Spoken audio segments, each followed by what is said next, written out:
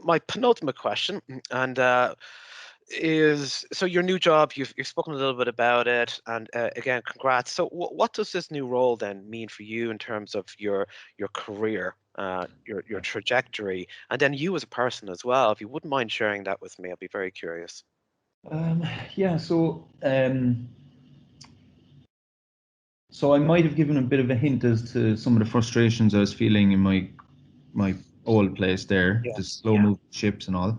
Um, so I was working in let's say a classic insurance company, and I was kind of as in a cross-functional team working across different lines of business and stuff, which is that makes things nice. You have a very varied workload and use cases are all different, and you have a lot of kind of variety. It's nice. On the other side of things, you're kind of in and out quickly, and you're not kind of ownership isn't necessarily something you need to worry about too much. You don't see the business value all the time. You kind of, it's almost like a consultancy is kind of how I was working at the time. So previous to my last role, I was very much a domain expert or subject matter expert, whatever way you want to call it. I was really embedded. I knew the business really well. And I like that. I like being, knowledgeable in the business. So this new role is very much more in that direction. So first of all, it's a data scientist role where end-to-end ownership is expected. So from all conception all the way up to delivering and maintaining a model in production. So that's something I really want to do. I'm very much like my my undergrad was mechanical engineering, so and I have did the masters in kind of data analytics, yeah, but I'm I have an engineer's brain, and kind of the engineering side of things is what makes me tick. So yeah, the ownership, and the end-to-end ownership and being embedded in a business. The business itself is data, centered around data, and they're not quite a startup. They're like 8 years old, so they're they're kind mhm. of past the early startup phase now, and they kind of have the proper benefits and everything else. So they've gone past the scaling stage at this point. I guess so. Yeah, yeah. Even though they're still small in numbers, but they're kind of they're kind of branching out into new businesses and stuff. And Oh, that's good. you, you're not you're not the thrill of working with a startup isn't one of the benefits they list. You get health insurance instead.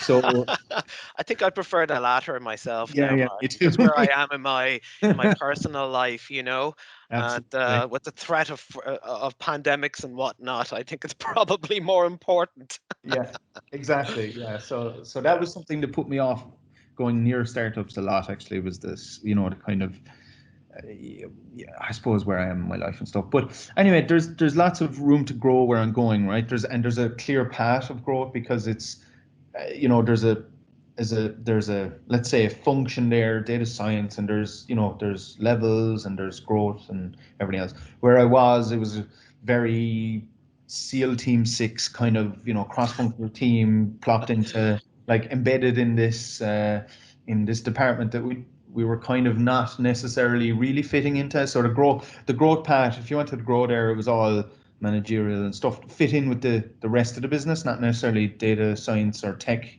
side of things, if that makes sense. Yeah, So the growth path was not aligned with my career goals there either.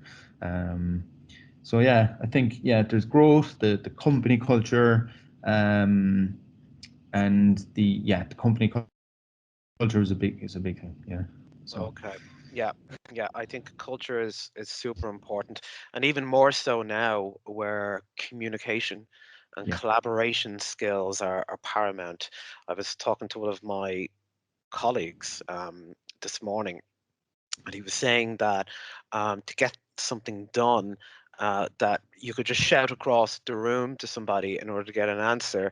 mm, Now you have to call around the houses, and it takes 10 times longer. There's a yeah, frustration there as well, and I think a collaborative community, so to yeah, speak, can really that can really help a company survive. Or not do so well. yeah, yeah, Yeah. yeah.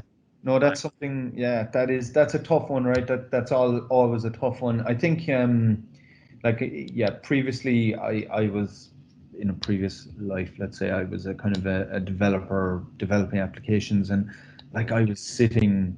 Luckily, I was sitting next to my end users, so I could develop something and quickly go and talk to them and ask them what they thought of. Do you think this works for you and your needs or whatever? And it yeah. was super, like, hyper agile in terms of feedback loop. And like I struggled a little bit in the last place as well as trying to figure out we had no standard, let's say, instant messaging or whatever solution. So we were kind of trying to figure out what's the best way to keep in contact. And like meetings are the bane of a lot of people's existence, and pre-scheduled meetings for the sake of it, like they just turn into kind of, so anything else, and then you fill the time. In the new place, actually, the culture is very much they have one recurring meeting a week, and everything else is kind of asynchronous. So that's something that really appeals to me as well. And I think, yeah, but it's definitely when you lose that able to walk over to somebody and ask them a question and get a quick answer. Um, Using technology to try and replace that is can be tricky. Yeah, absolutely agreed. And it's been over a year now that people have really been working from home. And I still think that whilst the technology support is there and it will continue to change and develop and evolve, I think you can't really replace that face-to-face human No. interaction and communication.